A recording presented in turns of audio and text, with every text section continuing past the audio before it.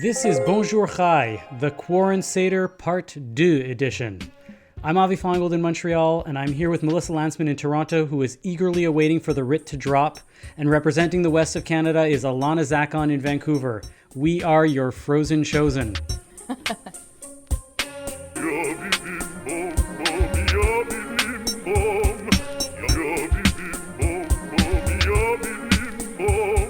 Melissa, how's it going? Good. It's a pretty good day. It's the day after. Do you want me to tell you why? Yes, tell me. Tell us what's going on. So yesterday, the good people of Thornhill, the Conservative Riding Association, that's all the members of the Conservative Party in Thornhill, the majority of them chose me to be the next candidate for the upcoming federal election because our MP there, after 12 years, is taking a well-deserved retirement, and that's Peter Kent. Excellent. Yeah, I'm pretty excited. Amazing. That could happen anytime at this point. It could happen anytime, and I think that we are ready, and I am humbled to have the trust of everyone there. For those of you who are curious about that, that means that if and when Melissa becomes our nominee, our MP for Thornhill, she will probably be transitioning out of the show, but she is here with us as long as she is still a private citizen. We're looking forward to many more conversations as much as we can. Ilana, are you running for office in anything? I should now that you've publicly outed me. I feel pressured. Have you ever run for anything? Were you like class president? I don't even think we had class president at my tiny Jewish private school. Did we? I don't know. I guess we had like a student council. No, I wasn't on it. I was on the yearbook committee. Does that count? Oh, editor. Like, I was that's a good start. Real editors, power. Yeah, real power. So you were the one like if Melissa was there in like senior year, most likely to be nominated for, MP of like Thornhill, writing. Yeah. There you go. You'd be writing those, or you'd be like figuring out. Yeah, I'd be writing those. I'd be probably nagging her for her photo to put into the yearbook. See, you went. Ilana would have all the goods. I got to go back into my yearbook photos and pull out anything embarrassing. You went into theater because you're so undemocratic and you're looking for like a total meritocracy, right? Ilana? Exactly. Spot on. Excellent. Well, before we get to the news of the week, let's hear from our first sponsor, Atelier Lou. Today's episode is brought to you by our sponsor, Atelier Lou Bijouterie in Westmount, Quebec. Atelier Lou specializes in custom design jewelry as well as many lines, including Anzi, Deacon and Francis, Dana Bronfman, and many, many more. If you're looking to upgrade that engagement ring or pop the question, come talk to Eric and design the ring of your dreams. Atelier Lou is offering a promo code for all Bonjour Chai listeners. Use BON18, that's BON18 at checkout for 10% off your order. Excellent. So, last week, the Council of Hasidic Jews of Quebec filed a motion to delay curfew for their communities to allow them to finish evening services and get home after the clocks change. Their request was rejected, and while the issue is partially moot because the curfew has been pushed back to 9:30 p.m., I still think it's worth discussing here. Ilana, what sorts of things should we be willing to make religious exemptions for in a pandemic? Ooh, I have a lot of feelings on this topic, especially I'm from Montreal originally, for all of you out there who don't know that. And so I've been kind of watching Quebec from a distance from Vancouver.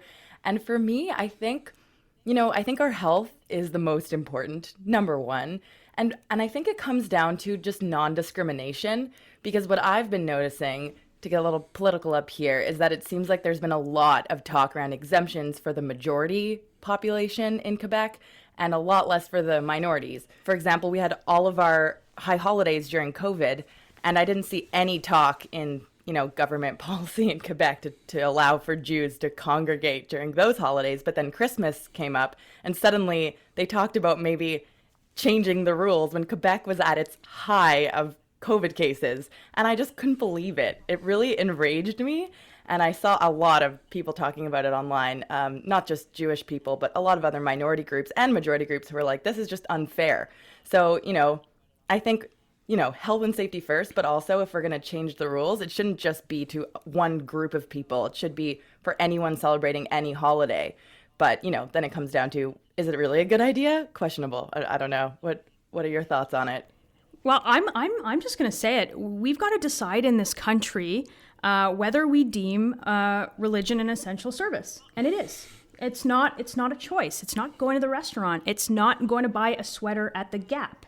It's something that you have to do. So the accommodation should absolutely be made. And I think that, frankly, this far into the pandemic, as much as we know about it, we all know how to social distance. It's become part of our lexicon. We can all wear a mask. We can all wash our hands. But at some point, congregations, in the case of the one that I grew up in, it fits 600 people. Like, we can figure out how to put 10 people in there any time of day when they need to be there. Right. It's not that complicated. Right. I guess it almost feels like we're prioritizing, gyms are open now in Quebec from what I hear. And it's like, oh, you can go to the gym, but you can't have like a minion. Look, so it's not just Jewish. To be fair, it's not just a Jewish issue. Yeah, right? There are totally. churches that For are sure. complaining about this. There are churches in BC that are openly flaunting gathering regulations and meeting. I've seen protests on Sundays in Montreal, in all sorts of places, by churches saying we want to be able to meet.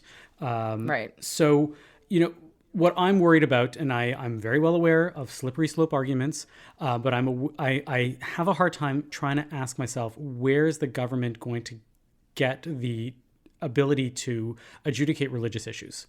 Right? If they're, are we going to go, because they're being put in a position where other Jews are saying, I can pray at home, especially for evening services. And they're saying, no, we need to meet for every single service, every single time.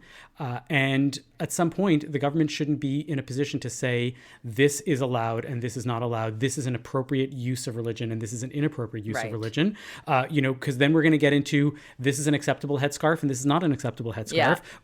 This is an acceptable reason for a man not to give his wife a get, or not an acceptable reason for a man to give his wife a get. And I don't want the government to get in that position. Yeah. 100%. I think it's actually, I know that you guys, look at this from a Quebec perspective and all of the conversations around that, but it really comes down to whether the government, believes religion as a choice or not. And it's, and frankly, it looks like, governments are treating religion like getting a haircut or, again, going to get that sweater. It is not. It is essential. It is part of, a daily routine. And rather than lazy policymaking of blanket restrictions, we got to figure out how to make this work, because we seem to make, spin class work. Yeah. I mean, well, spin class is religion for a lot of people. And so is the gym. That's actually very true. It's it's important, but I don't ever want to live in a country where government it allows government, frankly, to make pariahs out of religious leaders and make them look as if they can't accommodate their congregations or their congregates or their followers to the COVID restrictions. The truth is the COVID restrictions don't make sense on this. Sure. So are there places where we think that the government should be restricting religious freedom in some way? Because it's the much bigger question. Forget about the pandemic, right? Yeah, are there places where the government does have a right to say something about religious freedom or about religious practice? I don't think so. I don't think that's any of their business, because yeah. Well, my viewpoint is no, not at all. And in fact, I actually think there's a pretty big attack, frankly, on religious freedoms over the last number of years, where government seems to be filling the space on purpose, where they limit religious leaders to do so, and we've got to be very, very vigilant about that. If a chassid decides to marry off his 14-year-old daughter, should we let the government step in on that? I think there's laws of the land. And I think that there's a responsibility for the government to, in that case, keep children safe. But from the perspective of putting on restrictions or limiting the ability of religious institutions to practice, fully in scope and taking over some of those, that's where we have to. So be careful. if the government deems that everybody should be home for a very valid reason at 8 p.m., right? Let's assume that the curfew laws are valid and useful. Right. Does that mean that they will then have the right to impinge? Assuming that they. So assuming you can't catch COVID at 8, but you can catch it at 9. No, it's about parties. I'm not. I may disagree with the actual. You're right with the 8 p.m. But assuming assume that this is an acceptable thing to say. You cannot meet after 8. right? And that goes for everybody, no exceptions. I don't care if your services end at 9:30, right? You cannot meet, you cannot be outdoors after 8. Assuming that's the case, then if it's a blanket restriction on everybody and we actually agree that it's a good idea, then you can't carve out a religious exemption. Is that what you're saying, Melissa? It is not. It's not a blanket. It'll never be a blanket. No. Restriction. Hold on, I'm taking you step by step here. Assuming it was it's a good statement, right? Or assuming we say you should not meeting 500 people at a time. Right, that's a good one, right? We know 500 that people is fine. So why so 10? so if the synagogue goes and says, "Listen, we need 500 people for this service to happen. We need a religious exemption." Do we say no? You can't. I don't think that there is. I don't think there is a need to have 500 people at any. If there service, was, but there is. If there was a valid, if so, but now you're making up group, parameters around if a Hasidic group went and said, we need 500 people to run this service and it's happening once this year and we need this right now, and they were asking for an exemption, would you say, sorry, you can't get this exemption? I don't know. I would work with the religious community to figure out how to make that as safe as possible. But in terms of deciding for that community that 500 people is not what you need, that's where the government gets in trouble. I'm gonna jump in here. I feel kind of differently about this topic, just mostly about COVID safety. And I think it's making me think back to the beginning of the pandemic and in the Jewish community, how many people were breaking the rules to go to bar mitzvahs, or the people who went to party in Florida and came back and gave everyone COVID, which is why, in the Jewish community, the numbers went so high in Montreal, from my understanding. I just don't think we should be sacrificing our health. And I think that's also a very Jewish concept too. In the Torah, it talks so much about health being the number one thing. And you can break any halacha, any law in the Torah if it's a health issue, So I think that to me falls under that category. That's your personal opinion, right? And there are many people, but there are many people that say, no, it's more important for me to be at this grouping or at this gathering or at this bar mitzvah or at this service. Right. Right. And yeah, but I think there's ways around it. Even I remember seeing articles about the Hasidic community in Montreal davening on their porches in the Mile End. People found ways. So there are ways. It's the same as any other restriction that we have to figure out in COVID, right? We're mostly in agreement here. And I think that the disagreement that I'm trying to point out here, Melissa, is that it's about the silliness of the regulation and not the government for sure. Striking something down and saying you don't deserve the special exemption out of religious cases, right? It's if we actually believed that what these restrictions were doing were important, were helping, then we would all be saying, sorry, you can't meet for minyan, right? Because as you pointed out right there, Ilana, the first month where we didn't know anything and we didn't know what was going on and all synagogues had to close for every reason whatsoever, right? Everybody just sat on their balconies or stood on their balconies and had minyan like that, and they figured it out and they just made it work. Right, because we just didn't know, and we thought that was the most important thing, and that was it. The end result is that it's an indictment of our local governments who are putting in rules that often seem arbitrary and pointless. Right. They're actually not arbitrary. They're lazy. It's lazy blanket policy, right? Where it's we're talking about a curfew a year into this. Are we joking? Well, to be fair, it was right at the peak of something hitting really hard in Quebec. This was December. So we didn't know what was going on. We thought that the only way we're going to restrict people to gather was to lock everybody in their homes at 8 p.m. And in the winter, when you can't get out at 8 p.m., you can't meet outdoors, right, and you can't meet indoors because you can't get out. And, I actually think that the curfew for a while worked in the sense that it forced people to not gather in major ways because people aren't gathering during the daytime. They were gathering at night. And that happened. But I'm not an expert. The one thing I'm going to say, and we should, move on to our next topic, is ultimately we all think that we're infectious disease specialists. We're not, right? And these rules are coming from somewhere. We just don't understand them. We think that they're arbitrary, and that's why we are pushing against them. It's a lack of transparency, right? At the federal level, Melissa, there's a lack of transparency. I couldn't agree more. We'll push the government on that because I think we're living in a dictatorship. And I think at the local level, sometimes having that transparency, and they're trying hard, but it's really hard to make everybody into an understanding population to understand what the expertise is going on and how it's going on. So I think that's that.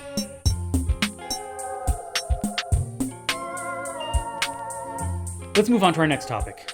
Jews around the world are about to go into our second Passover with restrictions. on gathering and on, what we just spoke about. While many countries have allowed vaccinated individuals to gather in small groups, that's still not something which we as Canadian Jews are able to deal with. So as we head into our second quarantine Passover season, I thought we'd take a time to reflect on how Passover went last year with us, what our plans are for this year, how we might use the pandemic to create moments that will last for future Seders. I want to know your view on the Zoom Seder thing, Avi. As an individual, as an Orthodox rabbi, as That's what? right. As an Orthodox rabbi. I think that last year there were Orthodox rabbis that came out with a statement that if you had put the Zoom on beforehand and left it on for the 3 days, you couldn't use the Zoom in that way and leave it as just a thing that's there and happening. And I think that's useful for a lot of people. I had people that asked me, they were uncomfortable with that. What should they do? They were living alone. And I said, look, if you're uncomfortable with it, you shouldn't do it because it's going to make your Seder feel weird. Totally. That being said, I did tell a lot of people that if you are alone and you are feeling like it's a 3-day holiday and you're going to be sad and depressed and it's a mental health issue, you should absolutely pick up the phone and call somebody. Forget about leaving the Zoom on. You should pick up the phone and call somebody on a holiday. I put it out as a public post on Facebook. I said, reach out to me, find my number. I will give it to you in a private message. Call me on the holiday. I will pick up the phone and I will answer if you tell me that you want to call and talk to me on the Chag. Right. So there are ways to use Zoom and there are ways not to. I personally didn't use Zoom for the 3-day holiday last year. I'm not going to say that it's wrong to use it. I'm going to say that if you feel uncomfortable doing it, that is your wrong piece for you. Does that make sense? Totally. So in the sense that I'm not going to tell anybody what to do. That's not my role as a rabbi, or at least in my flavor of being a rabbi. I'm not going to tell somebody. I'm going to say, if you want to use Zoom, you should have something to rely on if you feel uncomfortable, and say, I'm an observant Jew, whether I'm conservative or Orthodox or whatever it is. How do I do this? Go talk to a rabbi, figure out the ways to make it work. But I think there are ways around it if you don't want to do it, and there are ways to do it if you do. Yeah, I think it kind of goes. Yeah, I think it kind of goes back to what I was bringing up before with our last topic, because to me, mental health falls under the same category as general health. And so I think if people are getting really, really lonely and depressed, that should be treated with just as much, health priority as people who need to break Passover because they have a health issue and they can't just eat matzah for, the whole thing, in my view. Yeah. Did either of you use Zoom last year? I did. We totally did. I feel like it was a practice round.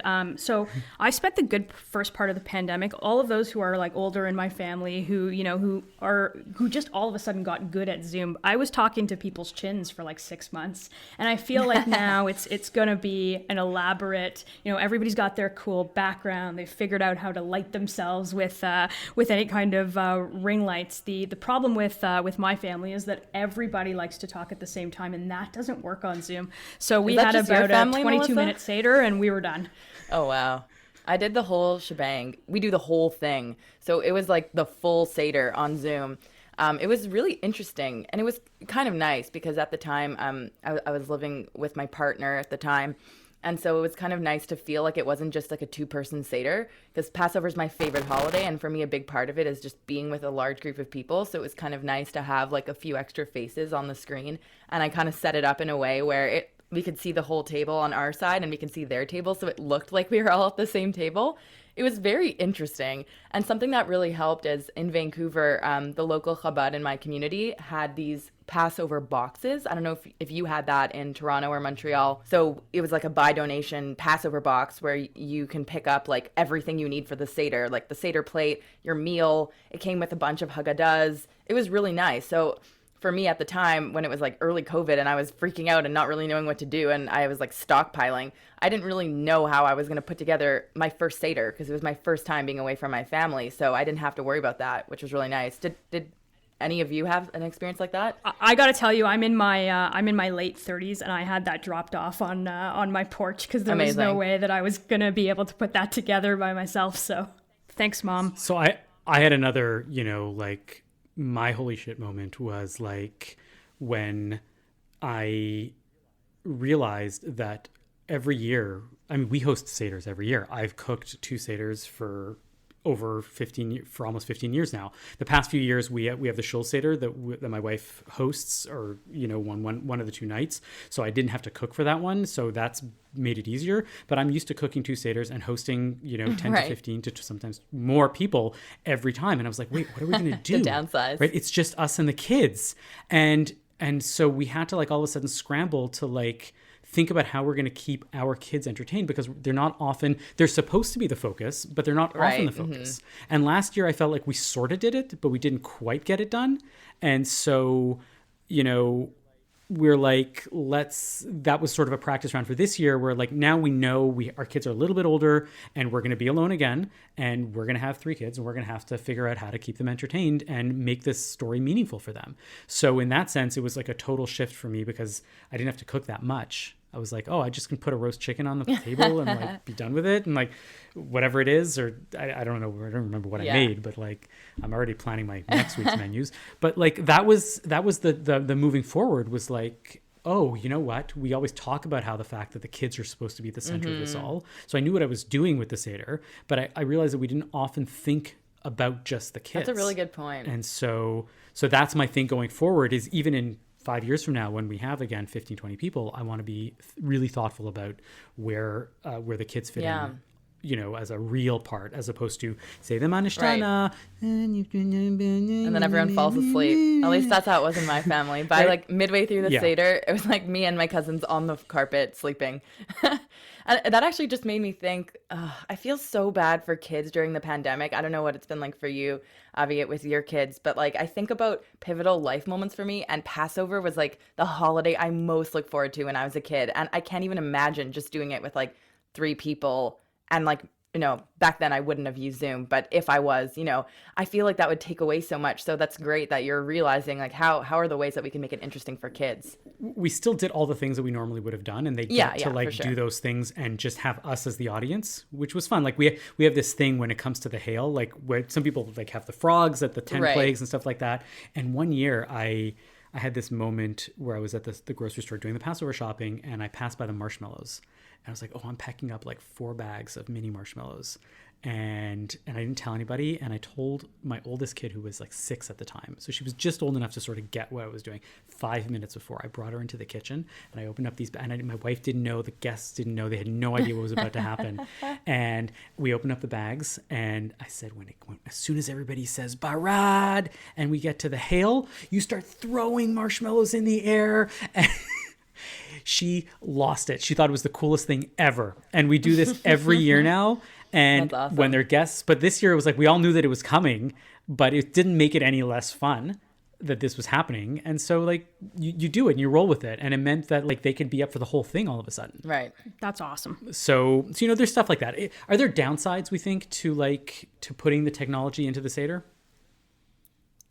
I mean, yes. You asked me point blank, and I'm going to say point blank back at you. Like, do you think that we're going to lose something by having basically every year now going forward, a lot of people are going to be on Zoom? Hopefully not every year moving forward. I hope that we get to a point where where families can get back together. What's nice about it, and it's not necessarily just for the Seder. I had the unfortunate reality of having a funeral during COVID, and the whole thing was put on Zoom, and I thought it was so weird at the time.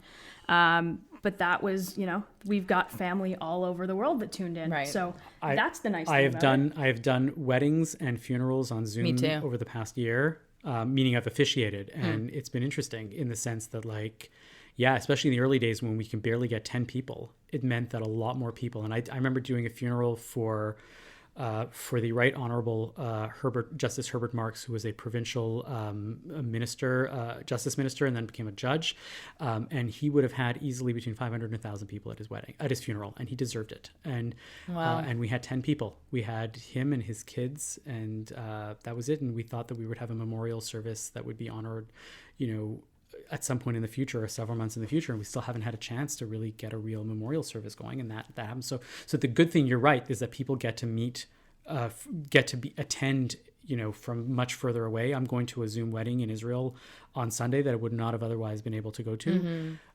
But how many of our, like, is Morty and Millie that are sitting in Scottsdale, right? Are they gonna really think that, you know what, we usually come back every year in time for Passover, but like, let's wait a bit. We'll come back a little later. We'll do something else. And like, there are gonna be people that are gonna rely on the Zoom now to not gather, that don't have as strong a tie. I hope not. That would make me Seder. very sad. I hope that doesn't happen permanently.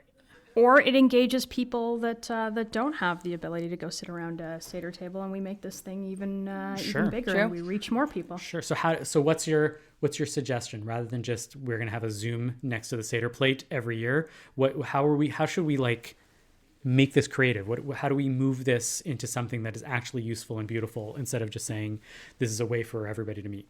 Well, look, I think that we'll be in some form of restrictions. I got a pretty big. I'm talking 5 years from now, 8 years from now. Why don't we go Seder hopping? Like, just zoom into other people's Seder and see how it's done. Like, I want to see Avi's marshmallows. Like, I want to be there for that moment. I heard about some people Seder hopping because it was their first Zoom Passover experience. A lot of my friends said they attended like 6 Seders last year. I actually had a weird experience where a friend of mine from Toronto, who's actually in Israel right now, messages me like 20 minutes before Yom Tov is about to start in Montreal. Like, Passover is about to start. Everything's done. We're taking care of everything. And all of a sudden she messaged me, you know, we have this like globe spanning Seder that's been lasting 7 hours now, right? It's about like 1 a.m. right now in Israel. We've been doing this for hours. I know it's not yet Chag for you, but I thought it might be cool for you to hop on because you technically can get on. And I was like, I didn't feel super comfortable with it. Plus I was busy and I was like running around, but I thought that was like interesting. Okay. Yeah, you can do this. But I'm just worried, like, I'm sorry for being the naysayer. I'm worried about losing the value of having the 15, 20 people sitting around the table in person. And we have to like create something that will safeguard that from, like, you should only be able to attend Zoom if you're to a Seder. The halacha is that if you're more than 500 miles away from the Seder that you're zooming into, right? Otherwise, you should be able, kilometers, sorry, we're in Canada, right? You should be able to like travel, right? Or you should only we should come up with a set of rules that you should only be able to zoom into your family Seder if you're able to like hit these qualifications. Otherwise, make the effort and like go to Zoom. Go to the Seder. Don't Zoom. No, Melissa, you're... Fair enough. Or qualify it like a return of service, like 1 for 1. You got to go to a real Seder if you want to go to a Zoom Seder. Oh, so you have 2 nights. So 2 nights, and you might not have gone to 2 Seders. So one night you can go to a Zoom Seder if you have to go for the second night to a real Seder. Okay, got it. Go, Ilana. I was just saying that now I'm picturing, like, I don't know, 200 years from now, there's some kind of like rabbinical book written. It was like, when this pandemic happened, these are the new rules. And it's, I don't know, to me, like, the word Zoom, like, written in, like, Hebrew text just is the funniest thing to me in my head right now. Masechet Zoom, right? And it's like, Rabbi Avi says that you must be 500 kilometers away from the Zoom to be able to, and then no, but Rabbi Melissa says, because you're going to become a rabbi one day, you know, Rabbi Melissa says, no, 300 kilometers, right? And Rabbi Ilana says, you can be next door to a Seder, but you're allowed to zoom into a Seder if that's a Seder of people you don't like. We should add it to the Haggadah this year. There you go. Like, so, you know, I'm okay with that. I think that we should, but I think that there should be some qualifications on that, because I think otherwise there's a danger to losing everything. Right. There are already synagogues that are saying, you know, that the Zoom model is so enticing that they're not going to go away from it, and that they'll have a hybrid service, and they'll have a hybrid service all the time. Right. Not that they're not going to meet in person, but even when they meet in person, they're going to have like a live stream going of the service on Shabbat. And, you know, it's going to be good for a lot of people. And I think it's not necessarily going to be good for some people. I don't know. I don't know. What if it engages more people? What if all of a sudden they double their numbers? Is that not a good thing? Sure. So I'll ask you then, what are the things that we should be worried about? Like, where do you think that there should be some sort of safeguards? Or you think that it's, I mean, I know you pray at a very liberal congregation, you're a liberal individual, but how do we make that, you know, go back and forth? How do we create that space to say, these are the limits, right? If we live within constraints, what are the constraints that we should think about? Let's say look, I think it's some version. I think you're right. I don't think you can take it all away. It certainly loses, meaning and connection. But there's some things that are nice about a hybrid model. There's some things that are nice about zooming into somewhere, you know, you can't be or you can't make and still having that a part of, a part of your identity and a part of the thing that you're doing. And it's probably going to engage more people, not less. I'm pretty zoomed out myself. If I can be honest, I'm having a really hard time attending Zoom events after doing it so much for the first few months of COVID. I've just been avoiding them as much as possible, and I'd way rather just be with the people I live with. I think this is just a much larger issue. I don't even know if this is specifically related to our Jewish holidays, but just in general, how the pandemic is going to affect our ability to connect and want to be congregating once this is done. And to me, that scares me. I guess more it's the younger generation. How's that going to affect their Seders as opposed to our generation who's already experienced most of our lives doing it the other way. So I personally feel very hungry for the bigger Seder with people. I don't want to be doing it on Zoom, but we just don't have a choice. You do have a choice, but if I wanted to be with my family last year, that was the only option that I had, or I was going to do a 2-person Seder, which would make me really sad. Mm-hmm. And that's just coming. If you would have felt different if you were living alone. Oh yeah. If I was living alone, I think I would 100% tune into a Zoom Seder. And this is coming, this is my own, just where I'm at with my Jewish practice right now in my life. I definitely wouldn't have done this 10 years ago. And I think I totally agree with what you said before, Avi. It's your personal comfort level. And if you're an observant religious Jew, then you do not need to do a Zoom Seder, in my opinion. Yeah, I think that if you're craving the family, what I saw a lot of people do, which I thought was very interesting, was to have a pre-holiday Zoom with everybody on there idea. For the hour leading up to Passover actually starting. Right. That's and then nice. Everybody logged off and then did their Haggadah on their own and wherever they were, and that was it. So you had the feeling, and then you're not violating anything, and then you go away and you do that. And there's something about that. I like the fact that there's this big cultural Seder that happens in New York called the Downtown Seder. And we were going to create something similar to that in Montreal last year called the Seder Lab, which was going to be artists and thinkers each taking a piece of the Seder and really owning it in their own way. And they're doing it on live stream this year. And they don't do it on the Seder so that people that want to go to a Seder can still get a meaningful, fun, deep sort of something. But they do 2-3 days before Passover. And then people can still go do their own thing. So you have to go to 3 Seders? No. So the third Seder is not really like a third Seder. It's just a cultural thing around Passover that's structured like a Seder that feels like that. And I like that. Look, I'm going to, right. Melissa, I'm telling you right now, and you're going to have to pledge this to me. When you become an MP, I would like to see a Seder on Parliament Hill. When I saw the Obamas do a Seder in the White House, which was again a week before, that was a meaningful expression of how Americanism and the exodus from Egypt can come together for Jewish Americans that were involved, at that level. I thought, wow, we should definitely be able to do something like that at the Canadian, not to say that we're always just imitating what Americans were doing, but No, that's exactly what you're saying now. I am, but I was it inspired me. I was how can we create a Canadian spin on that to say that we should have a Seder on Parliament Hill?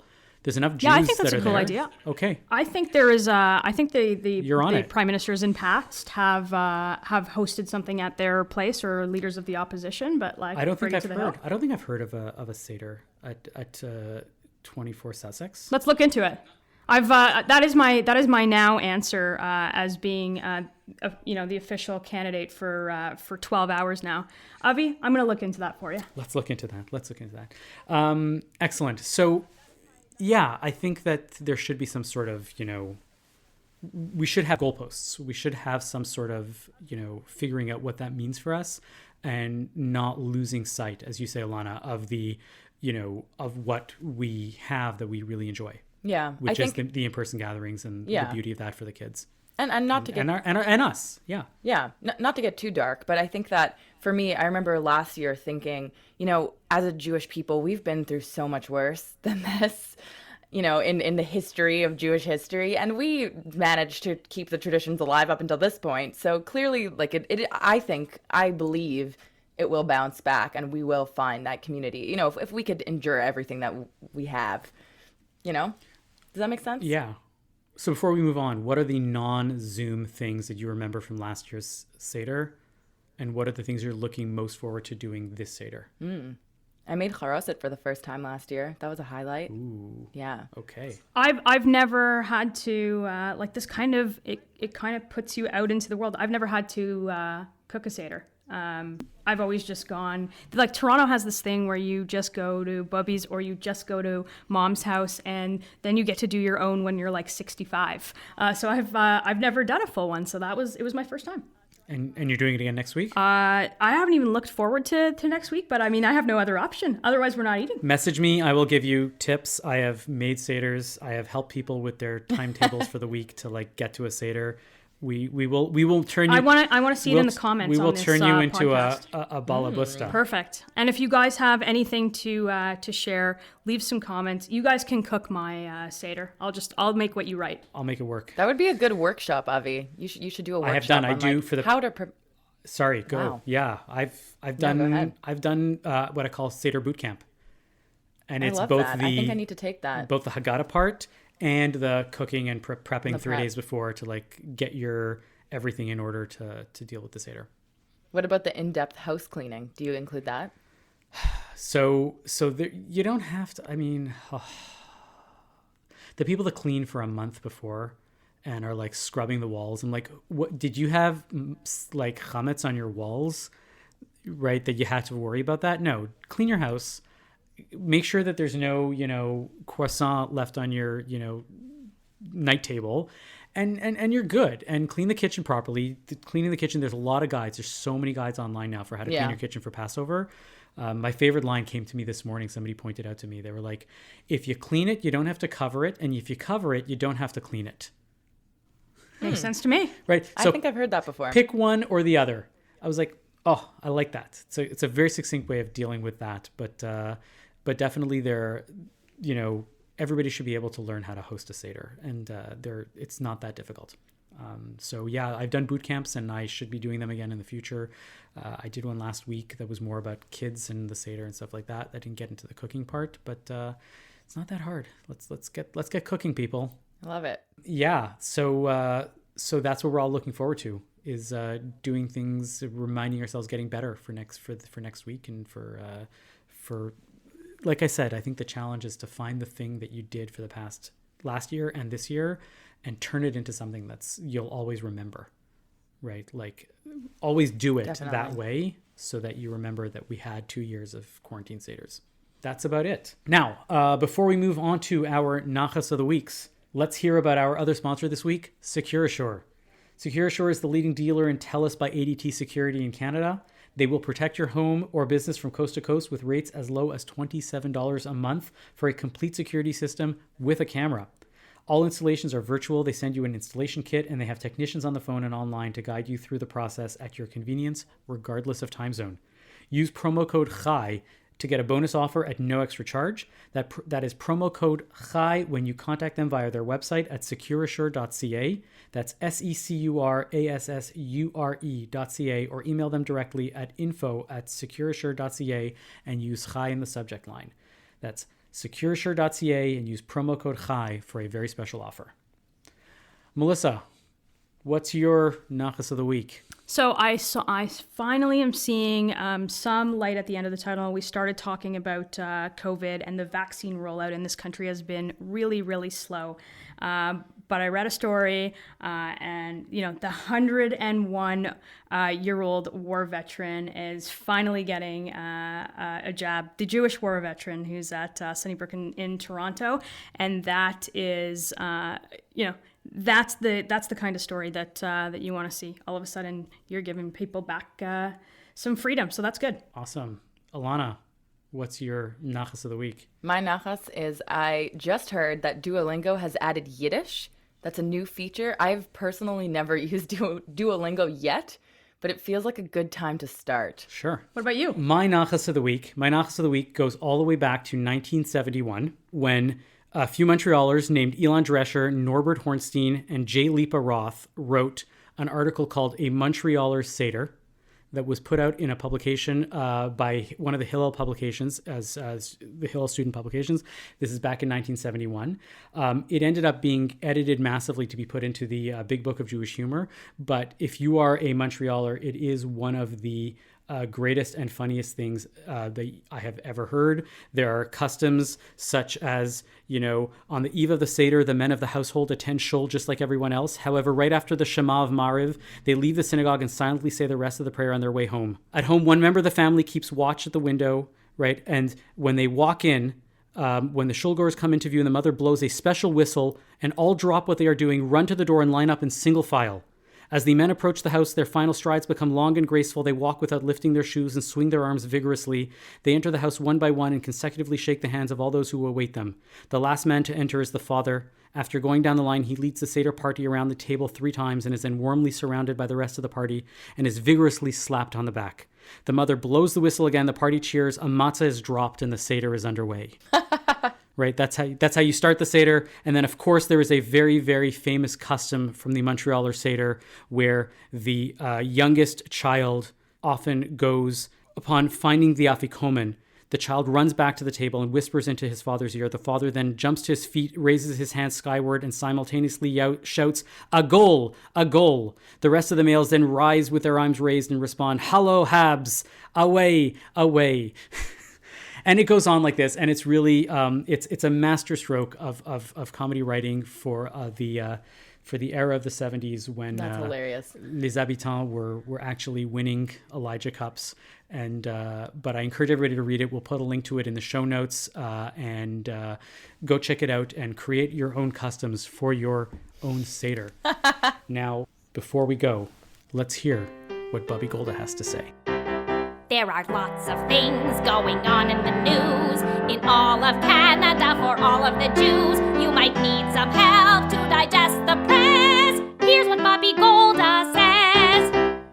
Bonjour Chai. My name is Bubby Golda, and today I'd like to talk to you about Jews going too far with their religious ways. Practicing religion does not make you exempt from the laws of the country you live in. So yes, the COVID safety rules apply to everyone, even the Jews. Please follow them. You're embarrassing Bubby. We are living in a pandemic, so there needs to be some adapting. That means following a curfew regardless of prayer times, and that means not having big Passover gatherings. Haredi Jews, things don't always have to be so black and white, like the way you dress. Can you be a shtickle flexible? Traditional Jews, can you go a little longer without crowding together around the Seder table? Maybe your tuchus doesn't need so much matzah anyway. I live in Montreal, and when I went out the other day to buy some bagels and borscht, I saw religious Jews all over the place, smushed together with no masks. What's the matter with you, Michiganers? You think your schmutz don't stink? I hate to break your matzah balls, but the hand of God will not pass over your germs. Not only are you being reckless with everyone's health, but you're also making an unfavorable spectacle of yourself, which gives others more ammunition to hate all Jews. Like we need more anti-Semitism. Jews are often stereotyped as people who think they're better than everyone else. Sometimes, even as a Jew, it's hard to deny this accusation. We're supposed to heal the world, not be a schlemiel in the world. Oh, I gotten you. You're giving me tsuris and making me feel like maror. Who wants a bitter Bubby? Here's what I'll be singing this year at my Seder table for one. Ma nishtana halayla hazeh. The Jews want special treatment. The Jews want special treatment. Halayla hazeh, kulanu wear a mask. Halayla hazeh, kulanu stay at home. In your bubble. Stop kvetching. If the Jews can walk 40 years in the desert, you can last a little bit longer with some restrictions in order to receive your freedom. Don't be like those impatient schmucks with the golden calf. It's temporary. Just suck it up like you would a good brisket. And that's what Bubby Golda says. That was controversial, Bubby. But, Bubbies are entitled to their own opinions, right? I think they're always right. That's what we say. Excellent. Thank you, Bubby Golda. And thank you all for listening to Bonjour Chai for Thursday, March 18th. Our producer is Michael Fraiman. Technical production by Andre Goulet. What Bubby Golda Says is a creation of Adina Katz. Our music is by Socalled. We are a project of the Jewish Living Lab and are distributed by the CJN Podcast Network. Subscribe on Apple, Spotify, or wherever you get your podcasts. Please leave a comment and a rating on the platform of your choice and let us know what you think about our discussions on the CJN Lounge on Facebook. I'm Avi Finegold. I'm Melissa Lantsman. And I'm Ilana Zackon.